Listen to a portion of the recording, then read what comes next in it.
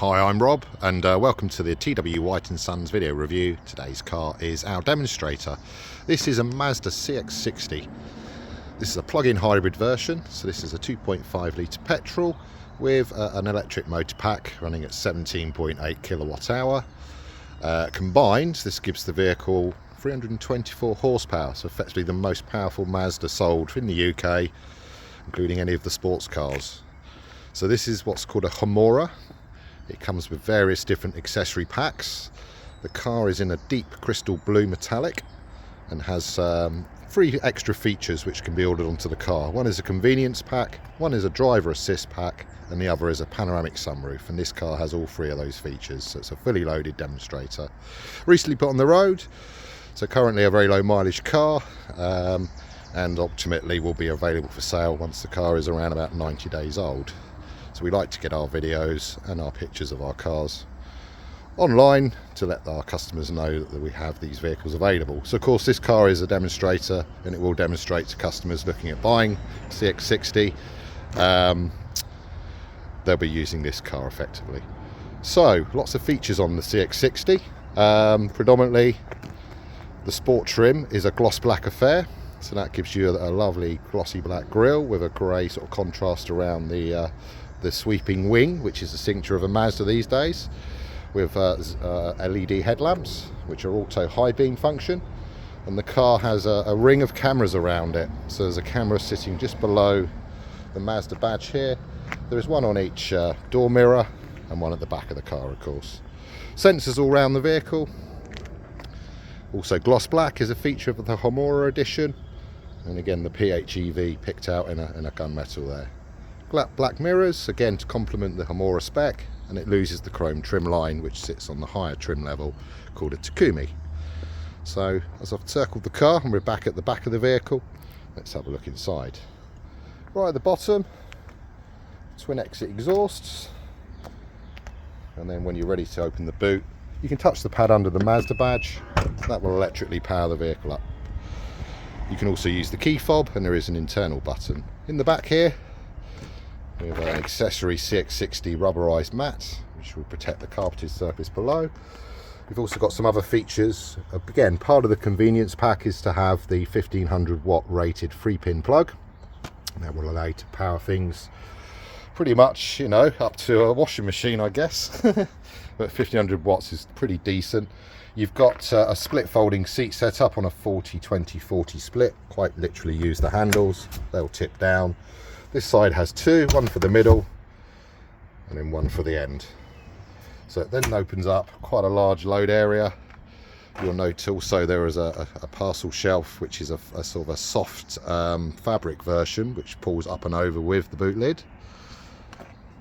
Okay, under the boot floor, you'd be unsurprised to note there is no spare wheel, but what you have got is a foam and compressor unit, and it also houses the subwoofer for the Bose audio, which there are 10 individual speakers in the car, giving a really crisp sound. So when you're ready to shut the boot up, just press the touch button up here, and down it goes. Coming round, being a hybrid, we have a port on the off side of the car, which is where your charging port is. So with a rapid charging system, the 17.8 kilowatt hour battery, it takes only 90 minutes to put it from 20 to 8% full, and that's using that. We have our own charging port just over there. Okay, so that again is how we charge our cars. If you purchase a CX-60 PHEV new, then there is an option for a pod point charging point to be supplied with the car as well. This is subsidised. So privacy glass is standard on Homura spec. There's keyless entry, so it allows you to get in and out, exit and enter the car just by touching the door handle. Into the back where the seats are in the folded down position, literally just pull back up by hand. You've got 3 individual seats to move before you expose the rather nice black leather interior that Homura's receive as standard. They also gain a gold stitch running through the seat onto the door itself. There's an aluminium trim plate, lots of high quality materials, again mats in the back here for this particular Demonstrator. Also shows you that the Homura has heated rear seats on the 2 outer seat bases. and both the outer seat bases are equipped with ISOFIX, so allowing children's safety seats to be fitted safely. But the Homura with the optional panoramic roof, again there's a big blind, perhaps I'll demonstrate that shortly. So coming back out of the car, and we'll go back into the driver's side. The beeping is because the key's in my pocket and I'm outside of the car, so do not panic, people.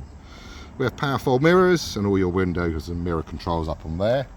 Also proudly displays that it's a Bose audio system. And you're coming onto the driver's seat here, fully electric, but also heated and cooled. So right now it's pretty warm. The cooling function is awesome, blows cool air through your bottom. So as we step in, the seat has a memory function. So apologies for the screen there catching the rays of sun, but there's 2 stages to set it. The last button on the right hand side there is your power tailgate, as I mentioned earlier. Coming up, you have a full TFT digital display screen. That's one of 2 in the car. The second one being, of course, is the tablet for your infotainment and your navigation and things like Apple CarPlay, Android Auto.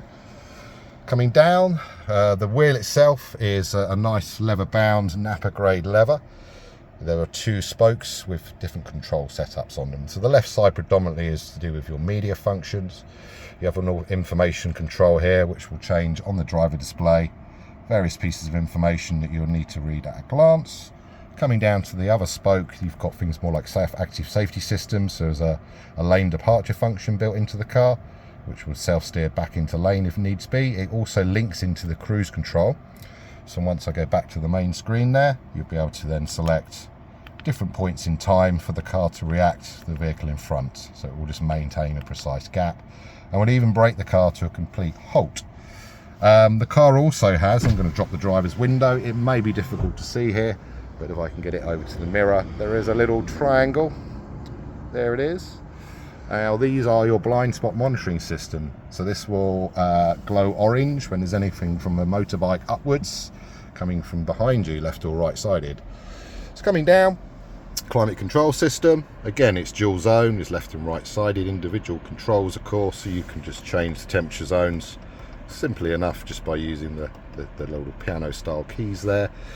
I did mention earlier the seats are both heated for driver and passenger with 3 different stages, but they're also cooling. And the last sort of thing is a heated steering wheel function, again more for the winter months. So again, easy to use, nice to find that there's real buttons in the car and not sort of trying to squeeze it into a touch screen like lots of our competitors. Down here there's a wireless charging pad for a capable phone, non-specific to Apple or Android. You've also got different driving modes. So with the little toggle switch here, it will show up on the driver display here. So we have a sport function, so that will predominantly run the engine. That will also use any energy in the battery to assist the car. This is where all 324 horsepower comes into play, and the car will, where claimed, 0 to 60 in around 5.9 seconds. So it's quite a fast car once everything is hooked up and it's good to go. The next option is normal, so that's the default mode when you start the car. Effectively it will now split its power between petrol and electricity. It works on throttle position.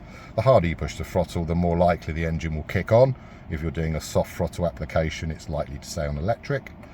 You can also go into EV, which will then bias towards the EV mode, and again you'll see the dials changing. And what you've got is a little zone on the left hand side where if you breach the purple line, it will then kick the engine on. If you stay within the sort of grey zone, you'll be on electric power, and of course any braking or deacceleration will induce a bit of energy to be captured back into the battery system. So it's you know, a good hybrid system to use. Typically they claim 39 miles. That's subject to conditions and how you use the car, and even down to temperature of the weather. Okay, the last mode is an off-road mode. The car is off-road capable, limited by its tyres of course, and the conditions under Tyre. So coming down, we have electric steering column. Again, that's all going to link into your power functions just hidden around the side here. So it will link the windows, the mirrors, the seats and the steering column together. Apologies for the flaring of the light there, it's a really sunny day today. Coming down we have the drive control. So into reverse, this will then pop up the surround view cameras. So you've got the view behind you currently, because I put it into reverse gear, but then of course you can start to show other views. So you can start to view the surround of the car, so that's showing each individual bit. You've also got a control here, which is that's it. It's not working for me for some reason. That's better. There we go. So I've changed the view again. So simply put it into reverse, that will pop up around you. You've got digital radio, of course. Again, if I click into here, we can show you the source list. So there is FM, AM and DAB, Bluetooth, and then once you've connected your phone properly, it will have Apple and Android. Both are wireless in this instance, and it means you can leave it charging on your pad, and it will send the information to the touchscreen, or to the media screen here. It isn't a touchscreen, I must add. Coming down, we've also got things to do with off-road. So function button here is called hill descent, and that will then allow the car to track down a muddy slope, or just any slope, but keeping a consistent speed, typically 10 to 12 miles an hour. And then you've got the multimedia center, which is where you control everything. So as I say, it's not a touch screen, but you do use these. You've got quick access buttons to things like your navigation. By tapping it, it goes straight into media, and again straight into there. Things like an automatic handbrake and an auto hold function, which is designed to bite the brakes when you come to a complete halt, just leaving you to tap the throttle to release, so no need to engage constantly. Coming rounds, again, front of the car, like the back of the car's got a lovely aluminium trim running through it, the gold stitch complementing the black leather, onto the sort of elephant skin style dash. Again, all high quality, all very squishy. There is a head-up display. Now, it may be difficult to see, but there it is. If I zoom in a little bit, you can see a 30 roundel and the 0, which is because we're not moving. So effectively, the car will show you the road speed you should be adhering to, and therefore you can marry it up. But for your driver benefit, it's also on the driver display there as well. So there's two ways to look at that. Lots of stowage. This is a family orientated car, so we've got a glove box full of book packs and locking nuts right now.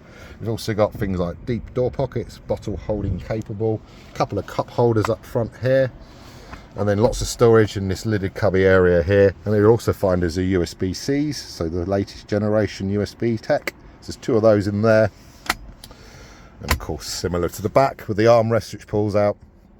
Now the sunroof is above, there is a controller just up here. First thing impact you can do is just tilt, and then the next push back will open, and it opens to a small extent, so it's more light into the cabin rather than letting lots of air in. Air of course will promote drag, it will bring wind noise in, so actually having a smaller opening aperture is not so much a bad thing. But give it a push forwards and it will automatically close up. A secondary push on the controller will bring the blind over. And you'll notice a light white headlining. So with some sporting trims it can be black and they're very oppressive looking. But this keeps it very light and just leaves the blackness to the bits that you're going to touch and sit on. So that will make it wear better. So this is our CX-60 Homura convenience pack, driver assist pack and panoramic sunroof pack in deep crystal blue. Just going to step back out. So this car is available to book for a test drive. Ultimately it can be purchased. There is an embargo for around 90 days from when we register it. It can be bought with funding plans through the Mazda business, or indeed you can source your own funds. We do accept part exchanges, so do come back to us. Let us know if this is of interest. We'd like to hear from you soon. Thank you.